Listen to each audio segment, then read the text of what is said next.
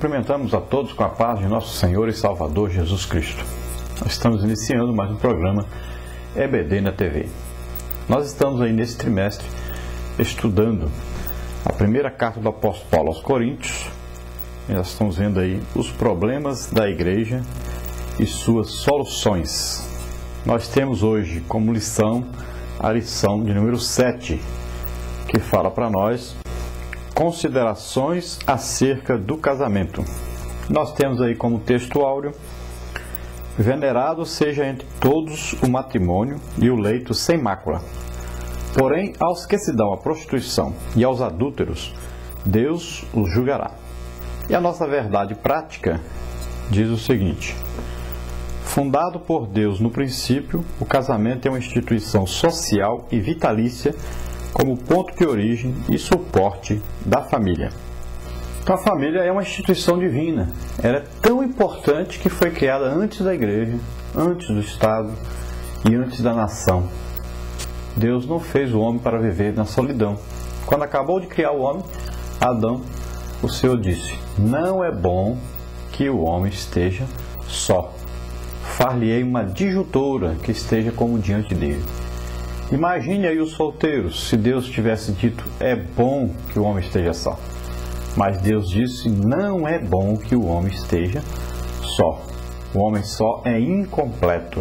O homem só, ele é um ser que passa por muita tristeza, vive muito fechado para si próprio. Então, Deus colocou como ideal que o homem tivesse uma companheira e arrumou uma companheira para o primeiro homem, e Deus instituiu a primeira família. E Deus não disse que era para ficar apenas também no casal, mas Deus disse: crescei e multiplicai-vos. E também a palavra de Deus nos diz: deixará o homem seu pai e sua mãe, e se unirá a uma mulher, e serão os dois uma só carne. E se deixar pai e mãe, então quer dizer que já tinha uma família, e aí já tinha um filho que deixou seu pai e sua mãe, já fez outra família. Então Deus instituiu assim a família. Foi Deus quem criou a família.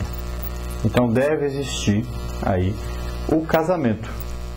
E nós vamos estudar nessa lição que também pode acontecer de haver aqueles que desejam ficar solteiros, ou aqueles que nascem e não desenvolvem o desejo para se casarem, e aqueles também que muitas vezes devem até querer ter um relacionamento, mas não podem devido a alguma ação do homem em sua natureza.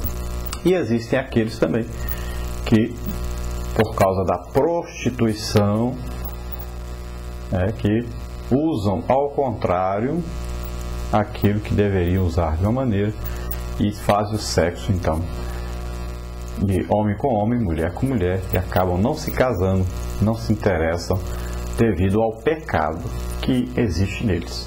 Ninguém nasceu homem para ser mulher, e ninguém nasceu mulher para ser homem. Deus criou o homem e criou mulher. Acontece que o homem, por causa da perversão sexual do pecado, então a mulher às vezes passa para o lesbianismo, e o homem às vezes passa então para praticar então a homossexualidade.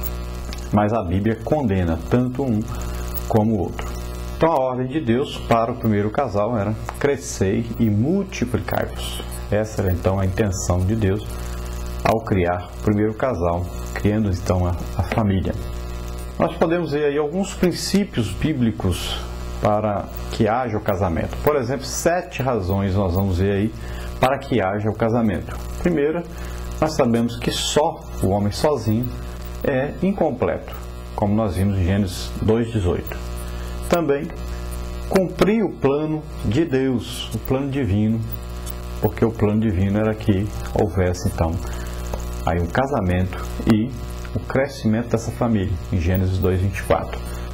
Também para gerar filhos, então, em Gênesis 1:28. e também para evitar a prostituição, como você pode ver aqui nesse capítulo. Nós estamos vendo 1 Coríntios 7, versículo 2, que o casamento deve acontecer para que não haja prostituição, para que as pessoas não se prostituam, não se abrasem e acabem prostituindo, ou seja, tendo um relacionamento sexual antes do tempo, antes do casamento. Também o casamento é a base da nação, como nós vemos aí em Salmos 144, 12 a 15. Também para a glorificação de Deus, como nós vemos em 1 Coríntios 10, 31. Esse casamento glorifica a Deus. E também para expressar o amor de Deus. Você pode ver aí em Cantares, capítulo 8, versículo 7, que essa união expressa o amor de Deus. Essa união faz com que o amor de Deus flua no meio da família e assim vá até a sociedade em que esse casal vive. E nós vamos ver que o casamento bíblico ele tem sua origem então divina, como nós vemos em Gênesis 2:24. Ele exige uma santidade, como está em Hebreus capítulo 13, versículo 4. Também o casamento é indissolúvel, como nós vemos aí em Mateus 19, 6. E também nós vemos que o casamento foi instituído por Deus, aí, essa família, esse casamento, como um casamento monogâmico, ou seja, um homem e uma mulher. Deus não deu um outro homem para Eva, Deus também não deu outra mulher para Adão, Deus não foi um homem para Adão se casar com ele, e nem deu uma outra mulher para Eva se casar com ela. Então, um homem e uma mulher. E Jesus diz, assim foi no princípio, foi assim que Deus criou. Também nós devemos ver que a Bíblia fala da heterossexualidade do casamento. Gênesis 1, 27 e 2, 24. Então aí, um homem e uma mulher. Também a Bíblia fala da submissão da mulher ao seu marido, que está em Efésios, carta do apóstolo Paulo aos Efésios, capítulo 5, versículo 22. Então essa submissão, não a submissão física, mas uma submissão como a igreja se submete a Cristo, tendo como então última instância, última palavra dentro da família, o homem como o cabeça, como aquele que exerce ali a autoridade de Deus dentro de um lar. Ele é o sacerdote de Deus dentro do seu lar. E a Bíblia fala do amor do marido em Efésios 5, 23. Então o marido sempre estará amando essa esposa. E quem ama não bate e não exerce a autoridade física, mas a autoridade de Deus neste casamento. Ele é um companheiro, ele ama, ele é amigo, ele sustenta, ele dá até a vida pela sua família. Então se o homem ama, ele deve procurar a satisfação da sua esposa, assim como a esposa procura a satisfação do marido. E aqui nós estamos falando da satisfação sexual. O homem deve sempre provar esse amor para com a sua esposa, buscando a sua satisfação sexual, porque o casamento não foi feito apenas para que houvesse aí a procriação, houvesse os filhos, mas também o casamento, em sua parte aí sexual, ela é uma parte prazerosa deste casal. E todos os dois devem ter prazer nesse relacionamento sexual. É assim que Deus criou e é assim que deve ser. Então o homem, quando não busca o prazer da sua esposa, ele está sendo egoísta e não está provando que a ama. Está deixando de cumprir a palavra de Deus. E assim também a mulher, quando não busca a satisfação do seu esposo, então está deixando de ser submissa e está também falhando na palavra de Deus. E a Bíblia também aqui, nós vamos ver no capítulo 7, que fala que este casal não deve ficar muito tempo separado um do outro. Não, isso falando, é claro, da parte sexual. Diz que o homem não é dono do seu corpo, nem a mulher é dona do seu corpo.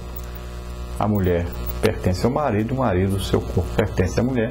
E os dois devem sempre procurar satisfação sexual um do outro, para que Satanás não os tente e acabe levando ao cometer então um adultério. Então, deve haver aí entre o casal muito diálogo e se resolverem de repente que querem orar por alguma coisa, interceder, fazer um jejum, então deve comunicar um ao outro e o outro também deve entrar nesse período de adoração a Deus, de consagração a Deus, ajudando um ao outro nesse propósito para que nenhum dos dois sintam a necessidade sexual mais do que o outro e acabe também causando prostituição. Então,